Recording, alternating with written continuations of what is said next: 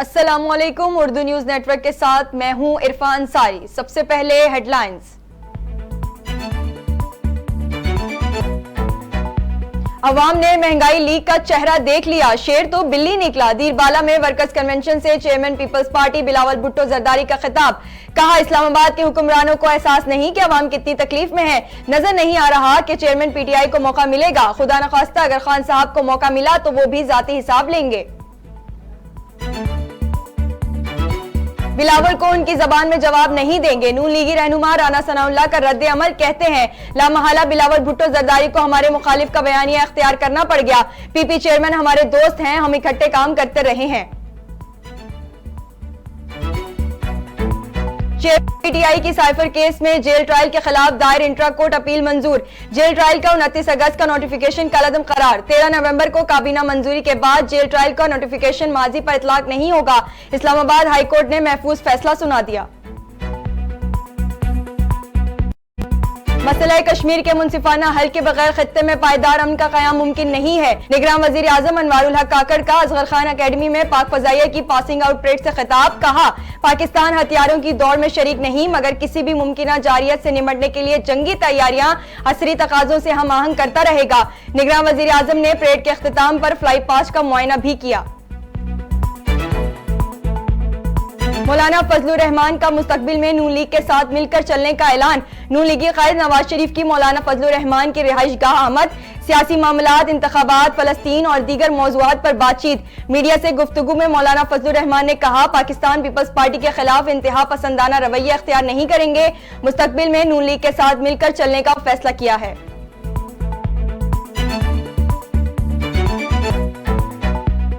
निगरान पंजाब हुकूमत ने मिलिट्री कोर्ट से मुतालिक फैसले के खिलाफ अपील दायर कर दी। चीफ सेक्रेटरी पंजाब के जरिए दायर की जाने वाली अपील में फैसला कलअदम करार देने की इस्तदा। आईन और कानून के मुताबिक दीगर फॉर्म्स मौजूद हों तो ये दायरा अख्तियार इस्तेमाल नहीं किया जा सकता। दरख्वास्त में मौक़िफ़। हेवन फील्ड रेफरेंस और अल अजीजिया नैब रेफरेंस में सजा के खिलाफ अपीलों पर समाअत। नवाज शरीफ इस्लामाबाद हाई कोर्ट में पेश हो गए। अदालत ने नवाज शरीफ की अपीलों पर 27 नवंबर को दलाइल तलब कर लिए। समाअत मुलतवी। इलेक्शन बल्ले के निशान पर लड़ेंगे, पीटीआई छोड़ने वाले सब वापस आएंगे। चौधरी परवेज इलाही का दावा। इंसदाद दहशतगर्दी अदालत में सहाफियों से गैर रस्मी गुफ्तगू में कहा, वोट पीटीआई का है, पीटीआई को न छोड़ें। चीफ इलेक्शन कमिश्नर हमें हमारा हक दें और जल्द से करने दें। जो भी इलेक्शन में खड़ा होगा हमारे साथ ही मुकाबला हो।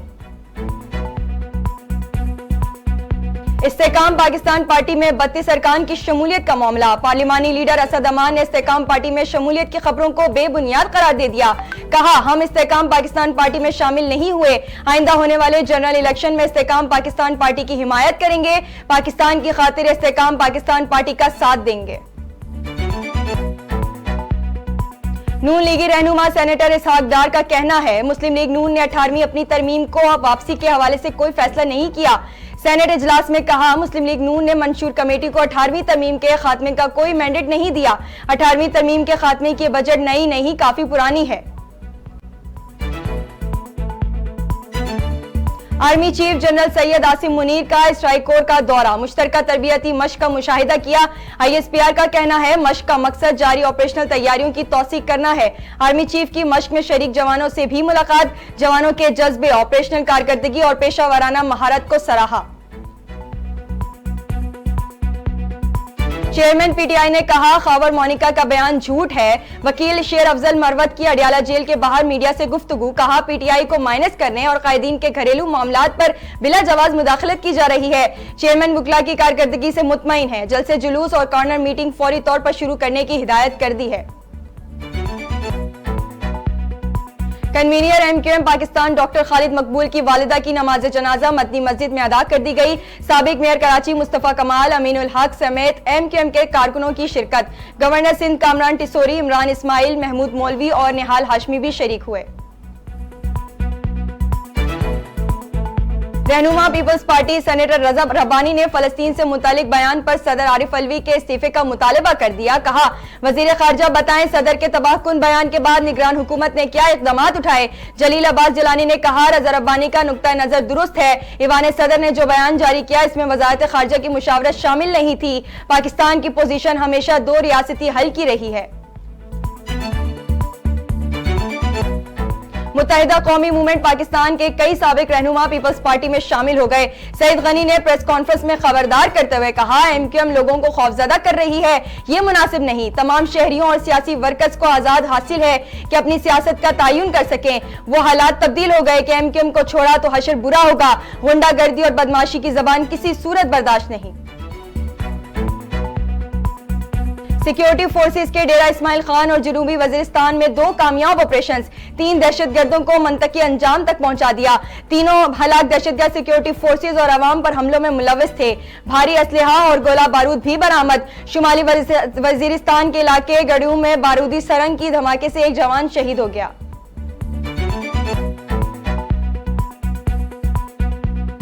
बिजली सार्फिन पर 40 अरब रुपए का एक और इजाफी बोझ डालने की तैयारी है। बिजली 3 रुपए 53 पैसे फी यूनिट मजीद महंगी होने का इम्कान। CPPA ने बिजली 3 रुपए 53 पैसे महंगी करने के लिए नेपरा में दरख्वास्त दायर कर दी। इजाफा अक्टूबर 2023 की माहाना फ्यूल एडजस्टमेंट की मद में मांगा गया है। नेपरा 29 नवंबर को समाप्त करेगा। हमास के अस्करी विंग अल कसाम ब्रिगेड्स का 3 रोज में इसराइल की 60 फौजी गाड़ियों को निशाना बनाने का दावा। हिजबुल्लाह का कहना है, गजा के फलस्तीनी अवाम पर जारी इसराइली मजालिम का बदला लेते हुए इसराइली फौज के ठिकानों को मिसाइलों से निशाना बनाया गया, जिससे इसराइली फौज को भारी नुकसान का सामना करना पड़ा। गजा में यरगमालियों की रिहाई का मुआहिदा करीब है। अमेरिकी सदर जो बाइडेन का दावा। तर्जुमान व्हाइट हाउस का कहना है, इसराइल और हमास के दरमियान मुज़ाकरात आखिरी मरहले में है। हम मुआहिदे के लिए पुरुमीद हैं। तर्जुमान व्हाइट हाउस ने मजीद तफसीलात बताने से इनकार कर दिया। जब तक हमास को तबाह नहीं कर देते, लड़ाई बंद नहीं करेंगे। इस्राएली वजीर आजम नेतन्याहू की हट धर्मी बरकरार। मगवियों के अहले खाना से मुलाकात में कहा, मगवियों की वापसी मेरी और जंगी काबीना की जिम्मेदारी है। जब तक मगवियों को वापस नहीं लाते, लड़ाई बंद नहीं करेंगे। और मेरा जिस्म मेरी मर्जी जैसे नारे लगाने वालों को इसके पैसे मिलते हैं। मारूफ राइटर खलीलुर रहमान कमर का दावा। कहते हैं, 5-5 का ग्रुप मुझसे लड़ने आता था। उस वक्त भी कहा था कि अगर गंदे और गलीज नारों को हटा दिया जाए तो मुझसे बड़ा फेमिनिस्ट कोई नहीं है। मेरी बेटियां मेरा फख्र हैं और बेटियां भी उतनी ही अहम होती हैं जितने बेटे होते हैं।